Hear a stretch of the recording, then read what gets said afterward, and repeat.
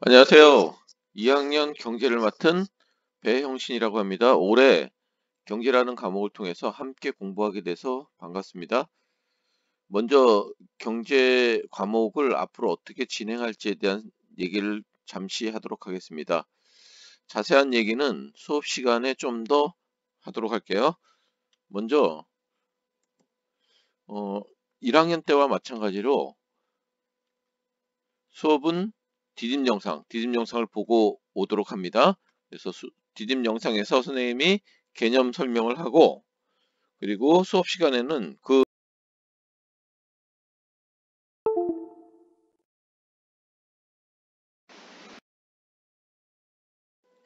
정해진 모둠에 따라서 모둠별 게임식 수업을 진행하고, 그 다음에 수업 시간에 열심히 수업에 참여하고 발표하고 하면은 그거를 수행평가에 반영하도록 하겠습니다. 수행평가는 수업 중에 하는 활동으로 여러 가지 개인적으로 발표하는 내용이라든지 아니면은 어떤 보고서 형태로 발표한다든지 뭐 그런 활동들이 수행평가로 반영됩니다. 그리고 좀 더 자세한 얘기는 수업 시간에 하도록 할게요. 자, 그럼 먼저 1단원 설명, 개념 설명을 하도록 하겠습니다. 학습지 1쪽을 보면 되겠습니다.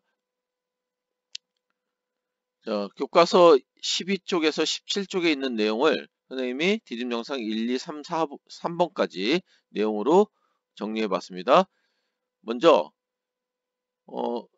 자, 요 시간에는 경제 생활에 대한 이해를 하는데 어떤 개념들을 우리가 알고 있어야 되냐면은 경제 활동이라는 개념이 뭔지, 그 다음에 경제 활동의 주체가 뭔지, 객체가 뭔지, 그리고 희소성이라는 개념과 그 다음에 희소성으로 인한 선택의 문제가 왜 발생하는지, 그리고 그에 따른 경제 문제가 무엇이 있는지 그런 내용들을 정리해 주면 되겠습니다. 자, 먼저 경제활동의 의미와 유형을 살펴보도록 할게요. 자, 경제활동이란 경제 주체가 재화와 서비스를 생산, 분배, 소비하는 데 관련된 활동을 경제활동이라고 합니다. 경제 주체는 위에서 얘기했듯이 가계, 기업, 정부, 여기 외부라고 되어 있는데 외국으로 고치면 되겠죠? 외국. 이렇게 경제 주체가 있고, 이 경제 주체가 재화와 서비스라는 경제 객체를 여기 하나 더 포함되면은 생산 요소가 포함되겠죠. 생산 요소, 재화, 서비스, 생산 요소를 만들어내고 분배하고 소비하는데 관련된 활동이 바로 경제 활동이다. 이렇게 얘기할 수 있습니다. 그러면은 경제 활동, 그러니까 문제에서 만약에 어떤 문제에서 경제 활동이라는 말이 나오면은 세 가지를 머릿속에 떠올려야 되겠죠. 바로 생산, 분배, 소비. 이 세 가지를 떠올리면 되겠습니다. 먼저 그러면은 생산 요소를 이용해 경제적으로 가치가 있는 어떤 것을 만들어내거나, 그 다음에 원래의 가치를 증대시키는 거. 원래의 가치를 증대시키는 게 뭘까요? 그쵸, 바로 부가가치라는 얘기가 되겠죠. 부가가치. 가치를 새로운 거를 만들어내거나 가치를 더하는 거.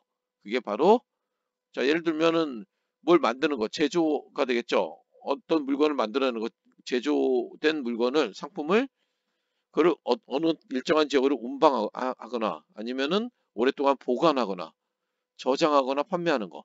요거는 뭐가 될까요? 요거는, 그쵸, 이게 부가가치를 창출하는 행위가 되겠죠. 자, 이런 것도 바로 생산에 포함된다 라고 얘기할 수 있는 거죠. 생산.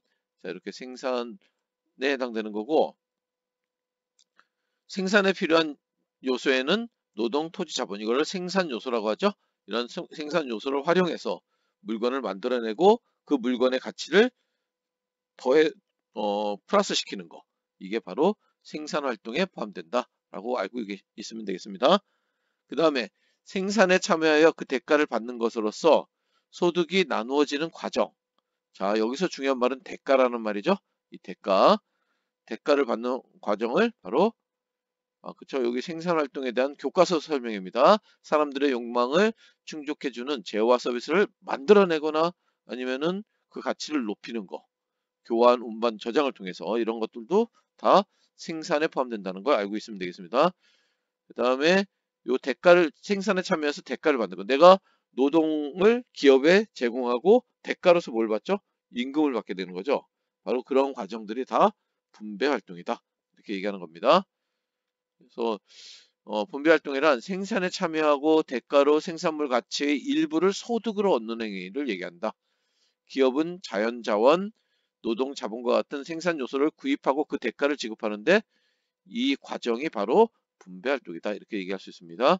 그래서 노동의 대가로 임금을 받고 토지 제공의 대가로 지대를 받고 뭐 예를 들어서 건물을 빌려주면은 임대료를 받게 되겠죠. 그런 것들을 얘기하는 겁니다. 그 다음에 자본 제공의 대가로 이자를 받고 그 다음에 경영의 대가로 뭘 받죠? 그렇죠. 이윤을 얻게 되겠죠. 자, 이런 활동들이 바로 분배 활동이다. 이렇게 얘기할 수 있습니다. 그 다음에 일상생활에서 만족감을 높이기 위해 재화나 용역을 사용하는 행위를 뭐라고 할까요? 그쵸? 바로 소비라고 얘기합니다. 그래서 이 분배를 통해서 얻은 소득을 가지고 기업에서 만든 생산물을 소비할 수 있게 되는 거죠. 그렇죠? 자, 그래서 사람들이 삶을 유지하고 즐거움을 얻을 수 있도록 재화 서비스를 구입해서 사용하는 활동. 이것이 바로 소비 활동이다. 이렇게 얘기할 수 있겠습니다. 그 다음에 자, 경제활동의 주체에 대해서 살펴보도록 하겠습니다. 경제활동을 수행하는 개인 혹은 집단을 경제활동의 주체라고 하는데 먼저 경제활동의 주체가 되는 소비활동의 주체가 되는 경제 주체는 뭐가 될까요? 그쵸, 바로 가계가 되겠습니다. 가계. 자, 가계란 말은 우리가 일상적으로는 잘 안 쓰게 되죠. 바로 경제적 단위에서 우리가 흔히 쓰는 말로는 바로 가정이라는 의미로 받아들이면 될 것 같습니다. 그 가정을 경제적 단위로 우리가 얘기할 때 가계라는 말을 씁니다. 그래서 생산물 시장에서는 우리가 생산물 시장과 생산 요소 시장으로 나눌 때 생산물 시장에서는 기업이 만든 물건을 그걸 생산물이라고 하죠. 그 생산물 시장에서는 그 물건을 쓰게 되는 거죠. 바로 그래서 수요자의 역할을 하고 그 다음에 그 물건을 기업이 만들기 위해서는 생산 요소를 또 제공해야 되겠죠. 그 생산 요소가 거래되는 시장을 생산 요소 시장이라고 하는데 그 생산 요소 시장에서는 어떤 노동을 제공한다든지 건물을 제공한다든지 뭐 이렇게 되겠죠. 바로 그래서 생산 요소 시장의 공급자 역할을 한다. 이렇게 얘기할 수 있겠습니다.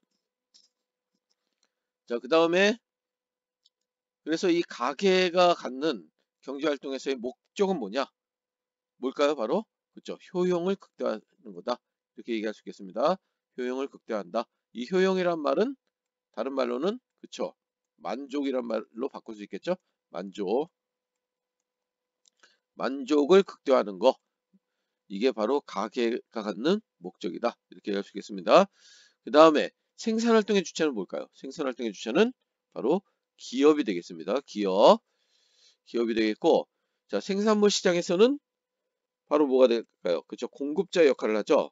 상품을 만들어서 시장에 내보내는 거니까. 그리고 생산 요소 시장에서는 물건을 만들기 위해서는 기업은 가게로부터 뭘 받아들여야 될까요? 그렇죠.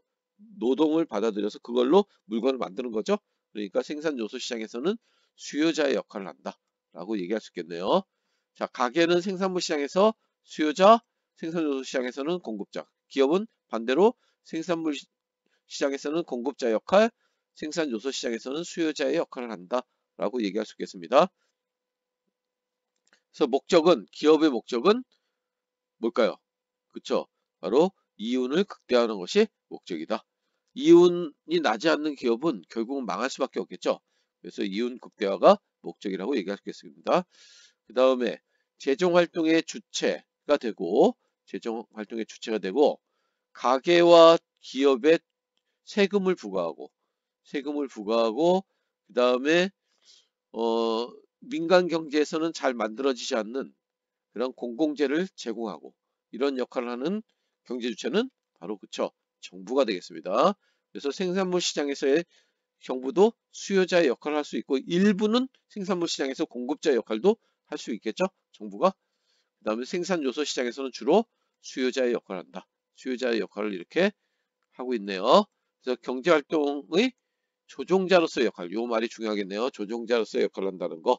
그래서 정부는 어떤 만족을 극대화시키거나 또는 이윤을 극대화시키는 게 목적이 아니라 국민들이 잘 살 수 있도록 하는 것이 목적이 돼야 되겠죠. 그런 경제활동의 목적이 돼야 된다.